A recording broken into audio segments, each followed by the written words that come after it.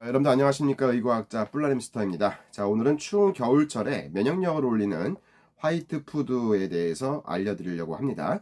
흔히들 블랙푸드, 블랙푸드는 많이 얘기를 들어보셨을 거예요. 뭐 포도라든가 크림베리라든가 또는 뭐 블루베리, 이런 블랙푸드는 항염작용과 항암작용이 뛰어난 것으로 알려져 있죠.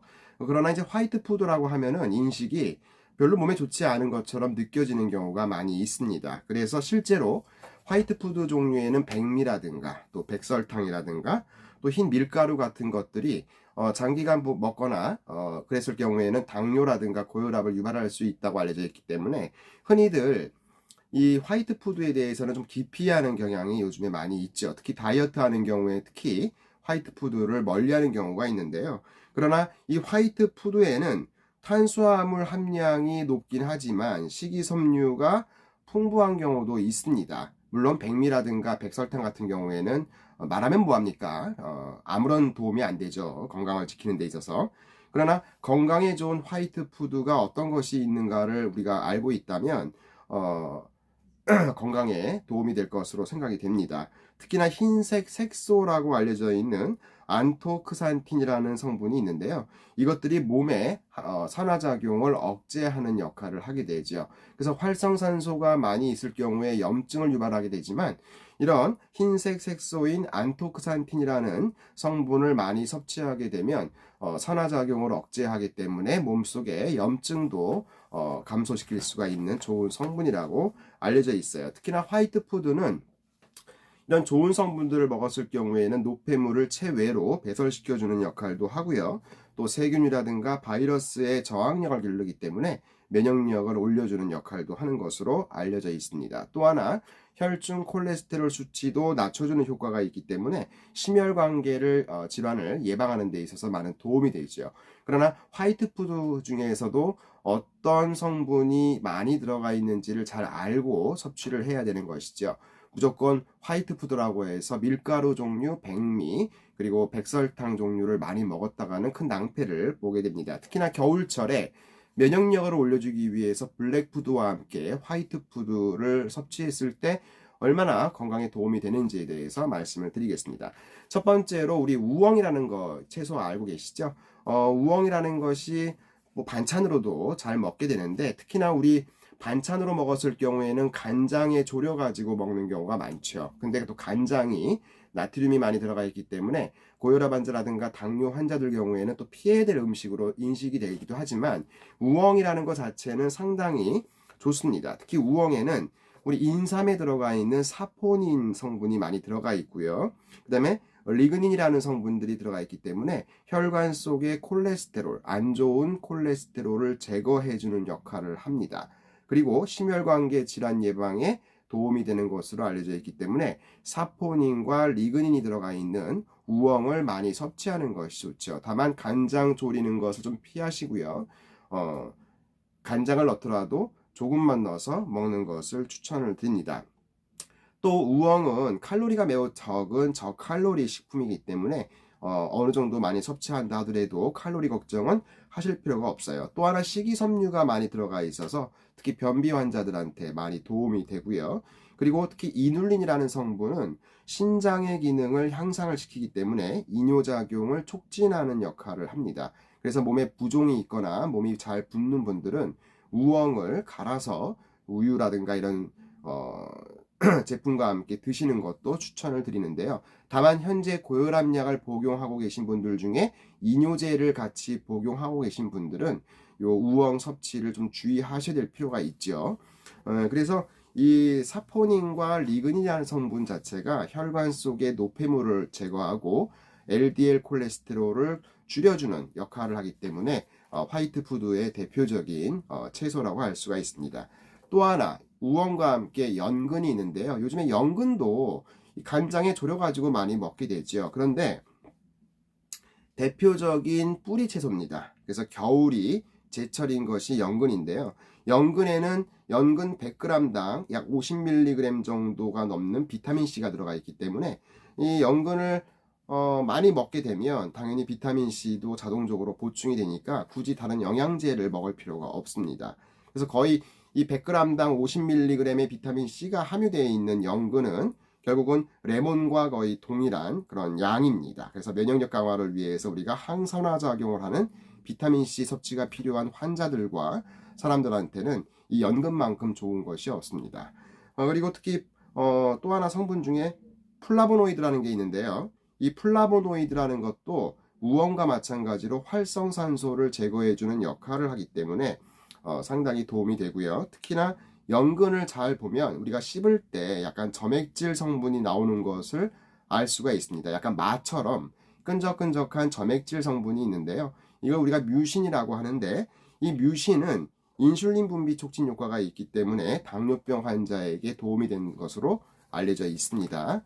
자, 그 다음에 이제 세 번째 화이트 푸드는 우리가 여러분들이 모든 한국 음식에 많이 들어가는 채소가 되겠죠.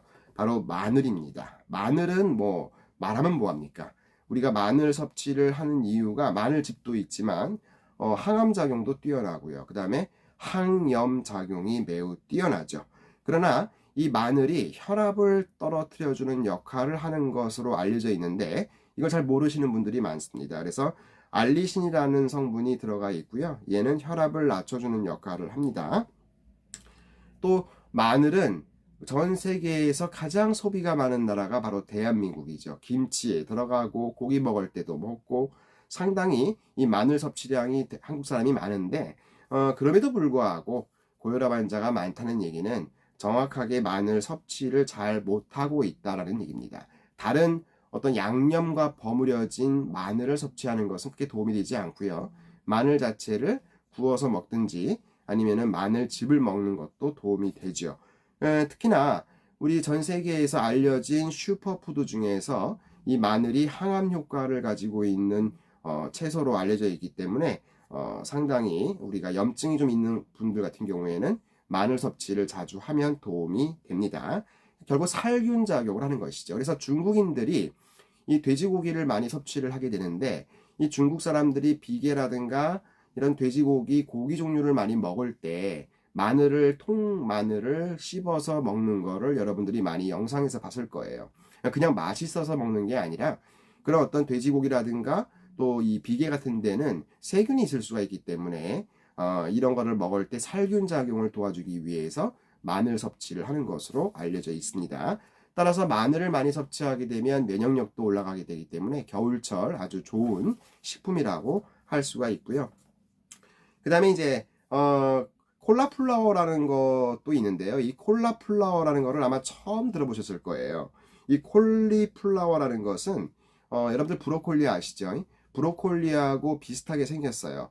이 브로콜리 자체도 살짝 데쳐가지고 먹을 경우에는 항염작용과 항암작용이 뛰어난 식품으로 알려져 있는데 이 브로콜리를 먹다 보면은 데쳐서 먹었을 때 약간 비린내가 나는 경우가 있어요. 그래서 비린내가 나고 식감이 썩 좋지는 않습니다. 브로콜리가. 그래서 이 브로콜리보다도 조금 식감이 좋고 그 다음에 맛도 좀 괜찮고 비린내가 좀 적은 것이 바로 콜리플라워인데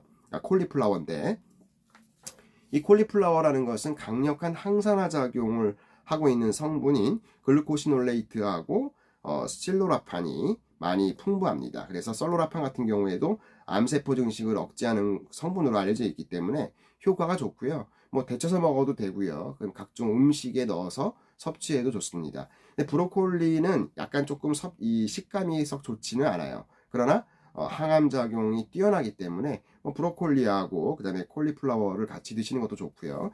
이 브로콜리가 맛이 없으신 분들은 이 콜리플라워를 드시는 것도 추천을 드립니다. 근데 몸속에 있는 유해 어떤 그런 물질들을 배출시키는 역할도 뛰어나기 때문에 암 환자분들 같은 경우에는 필수적으로 섭취해야 되는 성분이 바로 이 브로콜리하고 콜리플라워가 되겠습니다. 그리고 마지막으로 이제 양파가 있는데요. 양파는 뭐 여러분들 마늘하고 양대산맥을 이룰 정도로 아주 강력한 항생제 역할을 하는 것으로 알려져 있죠. 그러니까 항생제 역할을 한다는 얘기는 몸속에 있는 염증을 억제시켜주는 성분이 풍부하다는 얘기입니다. 그래서 마늘과 양파를 같이 섭취하는 것도 좋은 방법이고요. 그러나 냄새가 좀 많이 난다면 약간 좀 이렇게 데쳐가지고 먹어도 되고요. 구워서 먹어도 되기 때문에 날로 먹는 것보다는 조금 냄새가 덜 나고요. 그러나 날로 마늘과 양파를 먹었을 때 위가 안 좋으신 분들은 위 속쓰림이 좀 심할 경우가 있기 때문에 약간 구워서 먹는 것도 좋고요. 다만 팁 하나를 드리자면 마늘과 양파를 먹을 때 우리가 보통 고기를 먹을 때 같이 섭취하게 되는데 뭐 된장이라든가 고추장에 듬뿍 담아서 먹으면 맛은 있지만 정확하게 마늘과 양파의 좋은 성분들 흡수하는 것을 방해하기 때문에 저희 사견으로는 어디 양념장에 찍어 먹는 것보다는 날로 먹든지 아니면 구워서 먹는 것을 또 추천을 드립니다. 그냥 양파 같은 경우에는 특히나 심혈관 질환 환자들, 당뇨병 환자분들, 그리고 녹내장을 가지고 계신 분들한테도 예방과 치료 효과도 있기 때문에 도움을 주는 것으로 알려져 있고요.